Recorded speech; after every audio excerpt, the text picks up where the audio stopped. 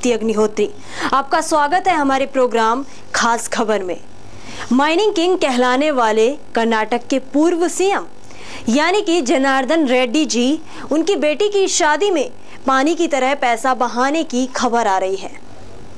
तरफ देश की आम जनता अपने घर के खर्च के लिए एटीएम और बैंकों की लाइन में लगी है और दूसरी तरफ इसी तरह की शाह खर्ची ने एकाएक सबका ध्यान आकर्षित किया। अब सवाल ये है कि क्या आयकर विभाग इस मामले में कुछ कार्रवाई करेगा? पूर्व मंत्री ने अपनी बेटी की शादी में जिस तरह से पैसा खर्च किया है, उस पर बुधवार को राज्यसभा में भी सवाल उठे। एक आरटीआई कार्यकर्ता ने आयकर विभाग में इस संबंध में शिकायत करके मधुमक्खी के छत्ते में हाथ डाल दिया है। ऐसे में प्रश्न ये भी है कि क्या जनार्दन रेड्डी शादी में हुई शाह खर्ची का बिल आयकर विभाग में जमा करेंगे? रेड्डी ने वादा किया है कि वे शादी के बाद सभी खर्चों का ब्यौरा विभाग को सौंप देंगे। सीमा पार से फायरिंग में 11 भारतीय जवान को मार देने के पाकिस्तान के नापाक इरादे को भारतीय सेना ने सिरे से खारिज कर दिया। पाकिस्तान मीडिया के अनुसार बुधवार को पाक के आर्मी चीफ जनरल राहिल शरीफ ने दावा किया था कि क्रॉस बॉर्डर फायरिंग में 14 नवंबर को 11 भारतीय जवान मारे गए थे। इसी दिन भारतीय सेना के जवानों ने पाकिस्तान के 7 सैनिकों को मार दिया था। पाकिस्तान अखबार की वेबसाइट पर एक रिपोर्ट में कहा गया है कि भारतीय सेना को अपने जवानों की जान गंवाने की बात को मानना चाहिए।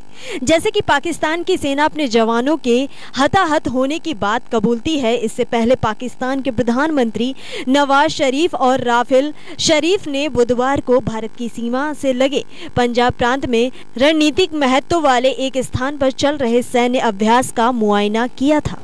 उत्तर प्रदेश के कैबिनेट मंत्री आजम खान ने सुप्रीम कोर्ट में हलफनामा दाखिल कर कहा है कि मीडिया ने बुलंदशहर कांड के मामले को उनका जो बयान था वो गलत ढंग से पेश किया है। आजम खान ने कहा कि उन्हें पीड़िता से पूरी सहानुभूति है और वे घटना की कड़ी निंदा करते हैं। इस मामले में सुप्रीम कोर्ट गुरुवार को सुनवाई करेगा। बुलंदशहर दुष्कर्म कांड की पीड़िता ने अपने पिता के जरिए सुप्रीम कोर्ट में याचिका दाखिल कर आजम खान पर आपत्तिजनक बयान देने के आरोप को लगाते हुए कहा है कि वह इस बयान से आहत हुई है, उसकी गरिमा को ठेस पहुंची है। पीड़िता ने मामले को उत्तर प्रदेश से बाहर स्थानांतरित करने की मांग की है। सुप्रीम कोर्ट ने याचिका में पीड़िता की ओर से लगाए गए आरोपों पर आजम खान को नोटिस जारी करते हुए जवाब मांगा था। दुनिया की जानी मानी आईटी कंपनी माइक्रोसॉफ्ट के संस्थापक और विख्यात उद्योगपति बिल गेट्स ने 500 और 1000 रुपए के नोटबंदी के मोदी सरकार के इस फैसले को साहसिक करार दिया है।